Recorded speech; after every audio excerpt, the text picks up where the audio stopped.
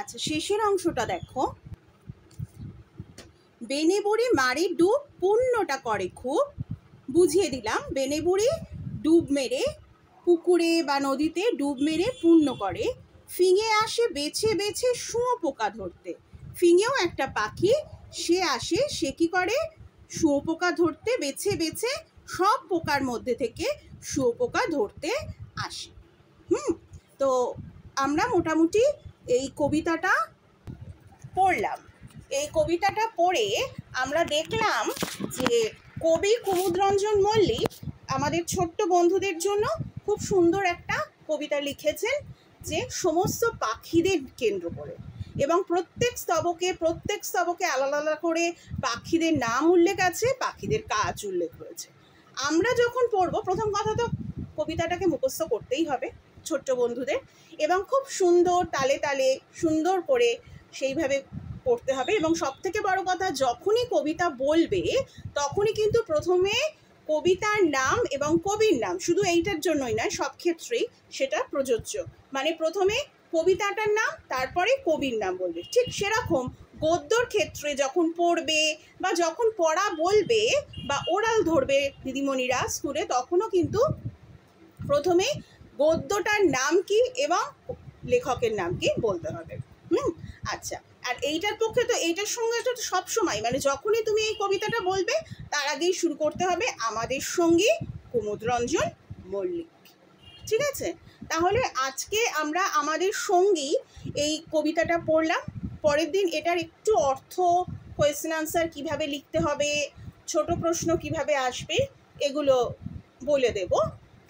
তার আগে আমি আরেকবার কবিতাটা সুন্দর করে রিডিং পড়ছি। ঠিক এইভাবে রিডিং পড়বে, এক একটা স্তবক নিজেরা পড়বে, পড়ার সঙ্গে সঙ্গে খাতায় লিখবে, তাহলে কিন্তু লেখাপড়া নামটা সার্থক হবে। আগে পড়বে, পড়ার সঙ্গে সঙ্গে লিখবে, লিখতে বসে দেখবে অনেক সময় পড়ার সময় মনে হচ্ছে মনে তো আছে সব কিছু, সব হয়ে গেছে, কিন্তু লিখতে গিয়ে দেখবে হঠাৎ একটা মাঝের লাইন ভুলে গেছে। এইটার জন্যই যা পড়বে সেটা মেমোরিতে রাখার জন্য আমরা আগে লিখবো।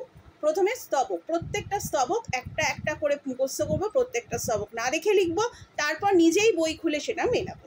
ঠিক আছে, শেষে সব কবিতাটা না দেখে লিখবো, লিখে আবার সেটা মেলাবো।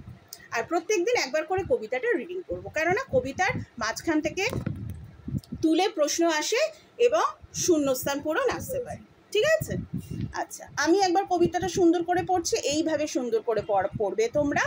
তাহলে এই সুন্দর করে পড়ে কানে যখন আমাদের ঢুকবে, এই কান থেকে আমাদের এই যে হেড অফিস, এইখানে আমরা ঢুকে যাবে। আচ্ছা, আমাদের সঙ্গী কুমুদরঞ্জন মল্লিক। গুটি ছয় পায়রা ও গুটি কত হাঁস রে, আমাদের ঘরে করে একসাথে বাস রে। আসে কাক এক ঝাঁক, করে খুব হাঁক ডাক, কোকিলের কনসার্ট শুনবি তো যাস রে। চলে দোয়েলের শীষ, শালিকের গীত, খঞ্জনা মাঝে মাঝে করে যায় নৃত্য। মাছরাঙা আসে যায়, লয়ে কাঠ ঠোকরায়, চিলেরা ডাকে সব হরষিত চিত্ত। দল বেঁধে টুনটুনি আসে হেথা চড়তে, বাবুইরা তাল গাছে লাগে বাসা গড়তে। বেনে বুড়ি মারে ডুব, পুণ্যটা করে খুব, ফিঙে আসে বেছে বেছে শুঁয়োপোকা ধরতে। তোমাদের সংক্ষেপিত আছে, সংক্ষেপিত মানে এই কবিতাটা আরও অনেকটা বড়, তোমরা তো ছোট বন্ধু, তাই তোমাদের জন্য 3টে স্তবক যথেষ্ট, 3টে স্তবক দেওয়া আছে। বড় হলে তোমরা এটা সবটা খুঁজে নিয়ে পড়তে পারবে। তাহলে বন্ধুরা, ক্লাস 5-এর বন্ধুদের আজকে বললাম আমাদের সঙ্গে এই কবিতাটা পড়ানোর পর এই কবিতাটা আলোচনাও করে দিলাম।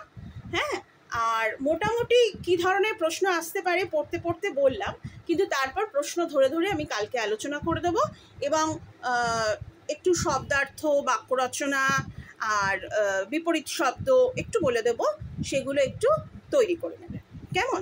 আর কোনো অসুবিধে হলে তাহলে আমার ফোন নাম্বার আবার বলে দিচ্ছি, 9874948168।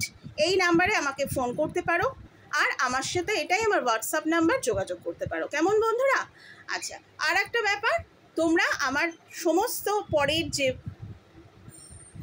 রেকর্ডিংগুলো পেতে, পরের পড়ানোগুলো পেতে আমার এই চ্যানেলটিকে প্লিজ সাবস্ক্রাইব করো আর বেল বাটনটা টিপো, তাহলে নোটিফিকেশন যাবে কোন কোনটা পড়াচ্ছি। আর প্রচুর লাইক দিও আর একটু শেয়ার করে দিও আমার জন্য। কেমন? তাহলে আজকের মতো টাটা বন্ধুরা।